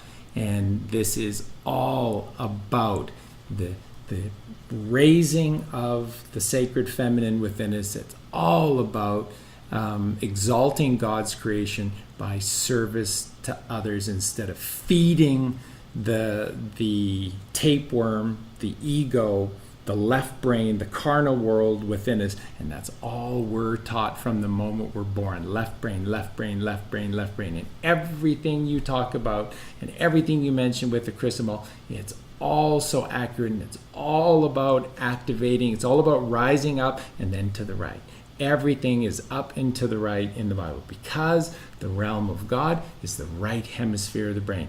Give me 10% in that Christian tithing. Give me 10% and I will give you the world. 10% is your left carnal, physical brain. And the 90% of your limitless potential, that is the right hemisphere of the brain. That is where the mercy seat is. That is where the kingdom of God is within you. And everything that you said is just so perfect, and it just completes everything that Colleen and I have been studying and learning about this ascension process, which is giving up that self, giving up gluttony, giving up greed, lust, violence, and giving it over, everything over into the hands of God's creation, which is virtuous. Yes, brother, it's true. It is virtuous. There's vice and virtue in each and every one of us. It's our choice. So when you look at the fluids in the body, the four rivers, you will find that they all are named. The oily gas, that is the nervous system fluid, the mercury. Well, mercury we know is Buddha. And the communicator, because it's our nervous system which communicates with organ to organ and organ to brain. So we see this as the archetype of the Christ. That's why that oil is called chrism. So the Christ in you is your spirit. Christ is in reference to the spirit of things, the spirit of the universe. The soul of the universe, that's the blood. That's why the Bible says, do not eat the blood, because the soul is in the blood. I remember I used to teach that when I was a Jehovah's Witness because of their stance on blood transfusions. And they always taught that the soul is in the blood. Well, the soul is Jesus. The soul of the universe is Jesus. Jesus is in your blood. That's why Jesus of the Sacred Heart is always pointing to the heart, because it's telling you the soul of you is in your heart. Heart and soul go together. Mind and spirit go together. The mind serves the spirit. The heart serves the soul. We often get those two confused. We sometimes say, oh, that person has a good soul or a good heart, right? And we use those interchangeably. Then again, we use spirit and mind and intellect interchangeably. So you think with your cerebrospinal fluids, that is your spirit, and you feel in your blood, the passions in your blood, and that is your soul and your emotions.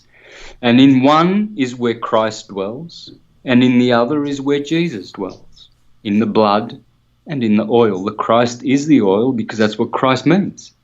And Jesus is in reference to the blood. But he is also in reference to the other two liquids, the saliva, salvation, and the ore, urine, the gold of salvation, which will restore your health when you learn how to also recycle and reuse the urine. You don't just piss it out every day. There's topical applications, There's internal applications for urine. There's many ways to use this golden medicine, okay? Now, I just want to finish with one thing. The oldest religion in the world, the Persian Zoroaster religion. Here is what Zoroaster and Ahura taught with regard to ejaculating. Zoroaster: if a man involuntarily admits his seed in a wet dream, what is the penalty that he shall pay? Ahura Mazda answered, 800 stripes with the Aspehe Astra, 800 stripes with the Srasho Karana. Zoroaster: if a man voluntarily admits his seed, masturbation, what is the penalty for it? Ahura Mazda answered, for that deed there is nothing that can pay, nothing that can atone, nothing that can cleanse from it. It is a trespass for which there is no atonement, forever and ever. The caveat. It is so, if the sinner be a professor of the law of Mazda, or one who has been taught in it, but if he be not a professor of the law of Mazda, nor one who has been taught in it, then this law of Mazda takes his sin from him. If he confesses it and resolves never commit again such forbidden deeds. So in other words, it's showing here how our original science/religion, because they are the two faces of the same coin, has been forgotten. They set up a system, mystery school system, and the schools were called seminaries. So, interesting that they would send young monks and young men into the seminaries, which is obviously a word which contains semen in it and is the same root. So why did they go to seminaries? Well, to learn how to use the semen, the chrism, to be saved, to ascend. That's what they were doing in their monasteries. And so they were semen retention centres. They were not seed squandering, seed wasting. They were true seminaries. And this is why they shut down the mystery school system, because young men were being trained in discipline. They were trained in honour. They were trained in the science of ascension and how to regenerate the body and live immortally by regenerating the chrism. So it's the most important thing for the young man to concentrate on the science of ascension for his salvation. And it's very, very interesting how when you take a look take any kind of look at the monastic order of the monks within the Catholic Church, this was very, very much along the lines of what that pure group or that pure movement within the Catholic Church was noted for doing. Their beliefs were built upon the ideals and the teachings of the Essenes and the Gnostics, and that they were very much retaining their semen, and they were very pure of their bodies and of their minds. Exactly, and that's how purity is achieved, by walking on the narrow and difficult path, which is the right-hand path. And as for the rest, they are on the left, the sinister, committing sin. Sinister, as you pointed out earlier on in the show, about going to the right, going to the east, as Bill Donahue speaks about. How do you get there? Well, it's the right-hand path. It's purification. It's raising the Son of Man up the spine, semen retention, learn all the secrets in the seminary, and apply them, and live forever. And now we have degenerates running around all over the place, teaching people how to gloriously damn their souls in eternal perdition by ejaculating their way to hell. And the highway to hell is paved with good passions, good intentions, good thoughts, if you know what I mean. Yeah. Inverted. So, I mean, there's a lot of other goodies that I can read here from other sources, ancient sources. You really need to check out all the Neoplatonic philosophers who were continent non-ejaculators. See, half of these guys, like your Cullens and your Danny Wiltons, they don't even know their names. They wouldn't even know who Porphyry was. Porphyry would be rolling in his grave. Pythagoras, Plato.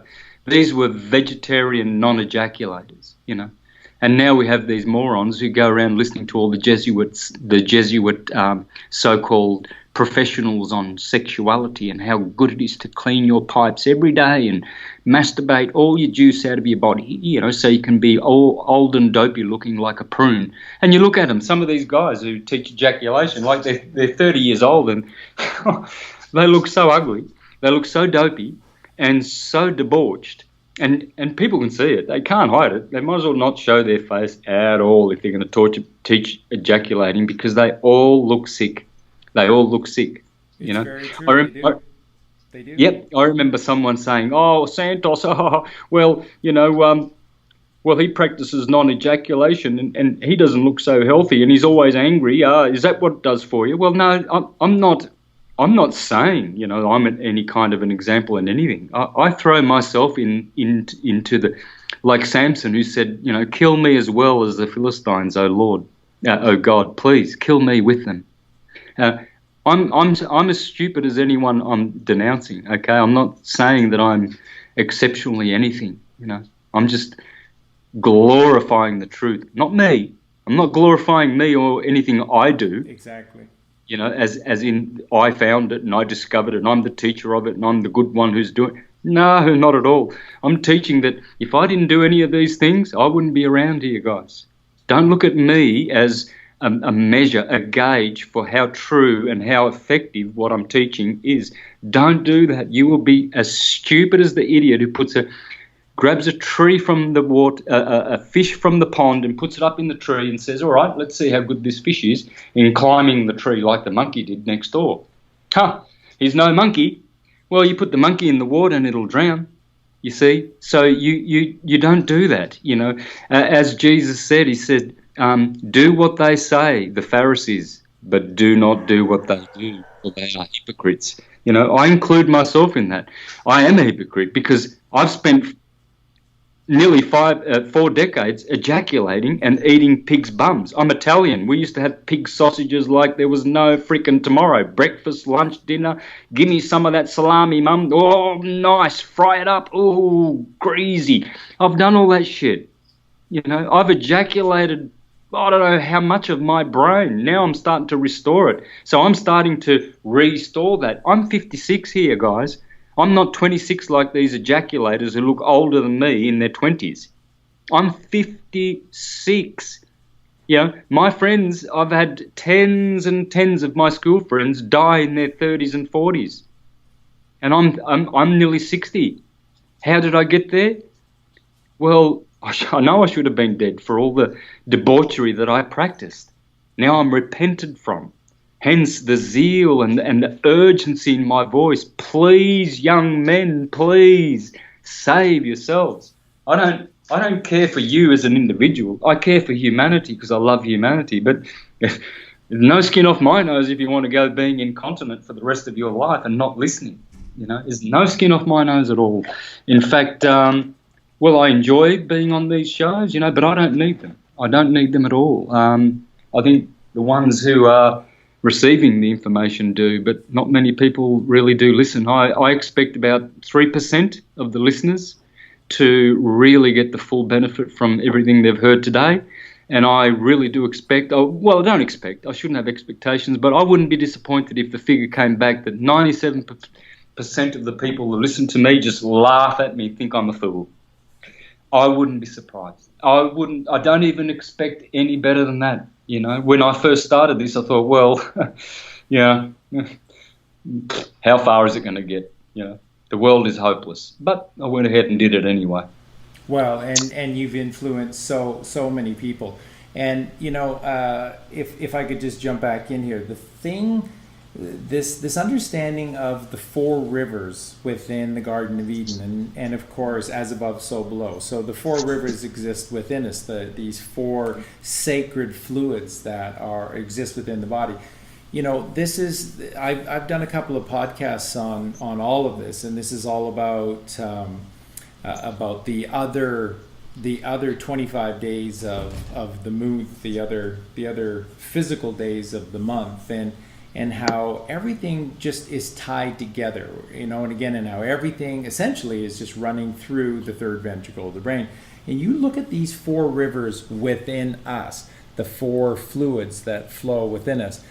When you follow this path, certainly within these 3 days, it's the only way for the Chrism oil to raise, but when you follow this pathway during the other days of the month, you're doing the exact same things to all of your body. So when you practice this every single day as a way of life, as an approach to life, you are not just raising the Chrism oil, you're raising health within you. You're raising awareness within you. And the ultimate goal, as Santos said, is raising consciousness within you. And the reason why, above this narrative of light and love, is consciousness, is because the ultimate goal to everything that takes you back home to syncretism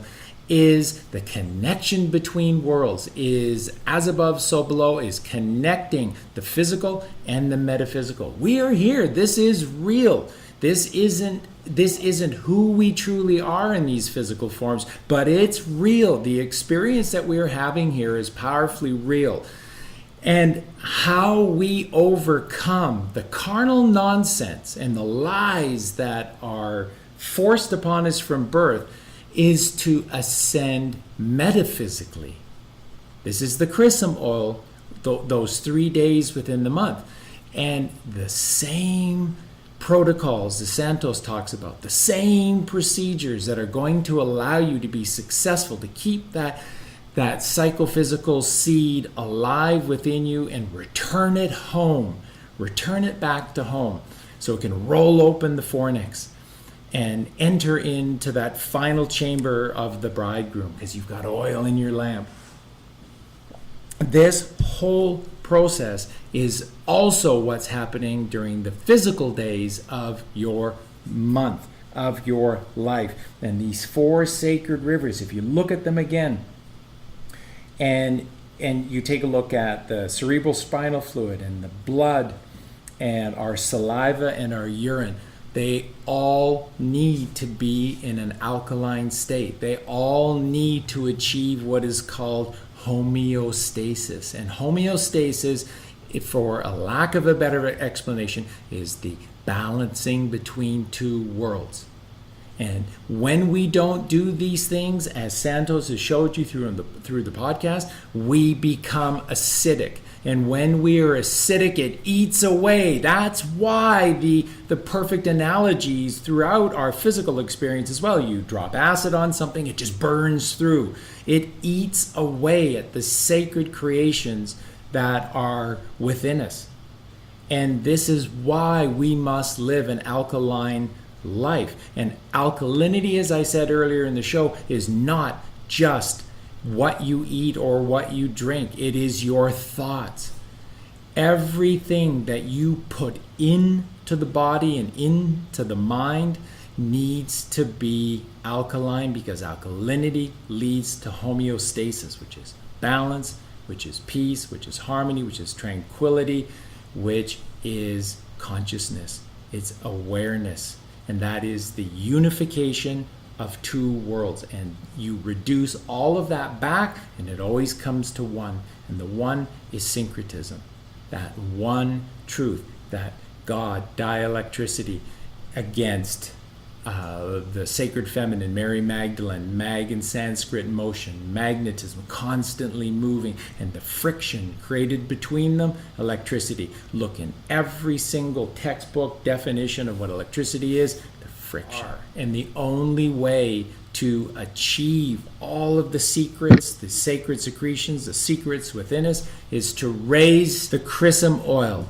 And you can only raise the Chrism oil if you raise the Kundalini magnetic energy. Again, that sacred feminine within you. And you can't do that if you're gluttonous, if you're greedy, if you're lustful, if you're violent, if you're all about the satisfying the self.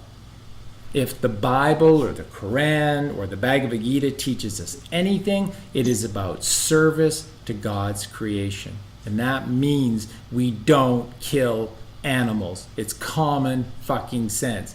Animals are our friends. Animals provide for us just as we should provide to them. And if we are truly the shepherds, if we are magical creations, we human beings, and we are truly the shepherds of God's creation, the shepherd doesn't kill him. These are 2 things we can do.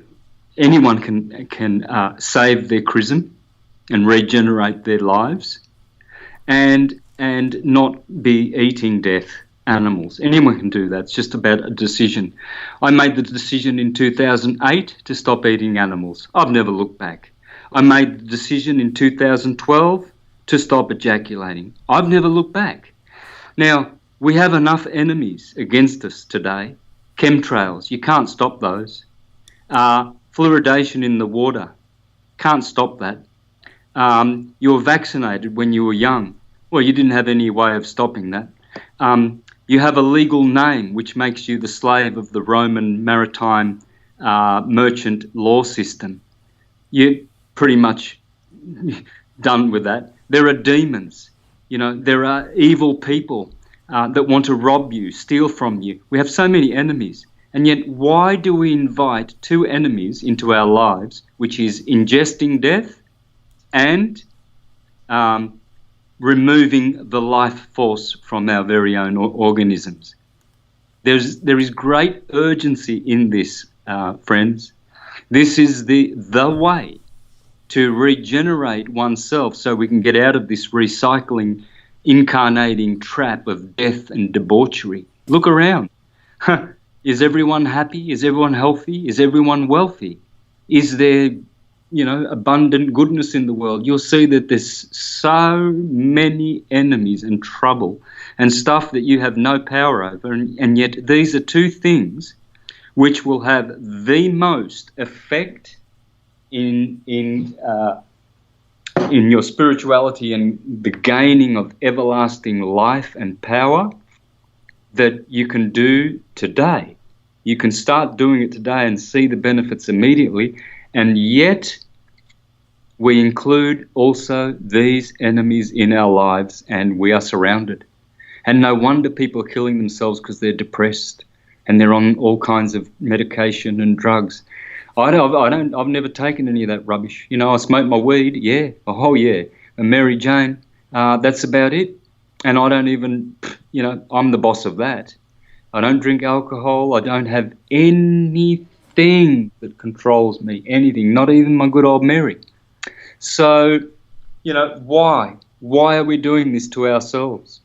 That's something we need to, it's rhetoric, obviously. I don't need an answer to that, but we need to think. It's time to get on the narrow and difficult road, folks, because no one else is going to do it for us, and no one can. We don't have a vicarious saviour. There's no vicarious anything in the process of salvation. You do it yourself, okay? So I hope I've inspired the right people. I know that many will be offended, as did the ones. There was a crowd once following Jesus, and then he said, unless you eat my flesh and drink my blood, you will not be saved. And they all turned, except for a handful of loyal disciples, and they said, who can listen to this speech? This is shocking. And Jesus turns around and looks at his disciples and says, have you also been stumbled? And Peter said, Lord, you have sayings of everlasting life. Where shall we go off to? In other words, the crowd left the only place where you can get everlasting truth and life. They were offended. Santos offended me. I'm offended. See the comedian Steve Hughes about being offended on YouTube, folks. And I'll leave it at that. Brilliant. Steve is just absolutely wonderful. I would love to be able to talk to Steve, because I think that there's a lot there, and that is such a great example. And people are offended by the truth because it offends the tapeworm inside of them. It offends that ego, that false self. And let's just end the podcast with this, and let's be really, really honest. The fact of the matter is that in this world of ours, and however many people there are here with us, there is a fraction of a single percent of humanity that has the first sense of who they really are.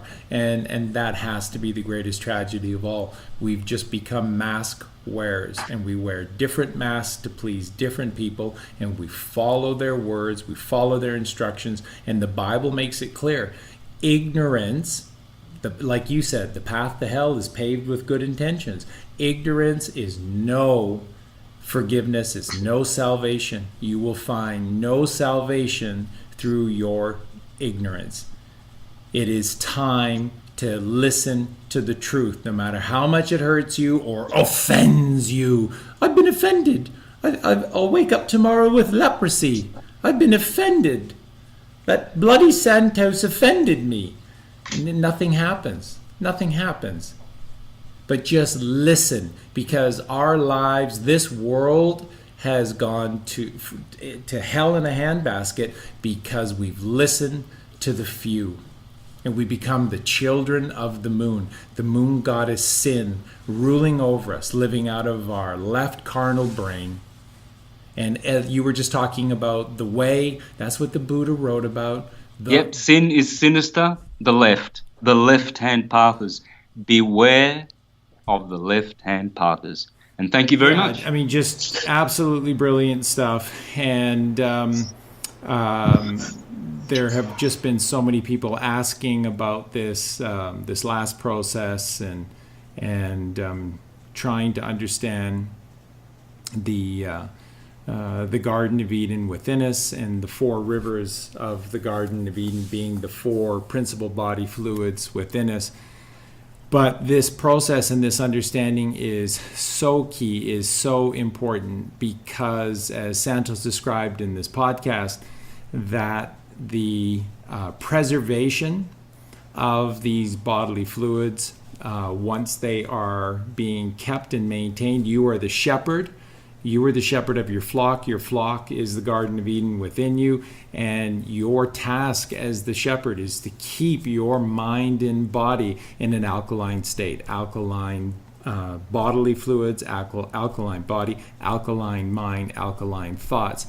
And when your 4 rivers are flowing pure within you in an alkaline state, there is nothing to prevent your cells from regenerating endlessly. That's what this purpose and process is for, and that's why it is mysticism. That's why we are the magical creations of the one true creator.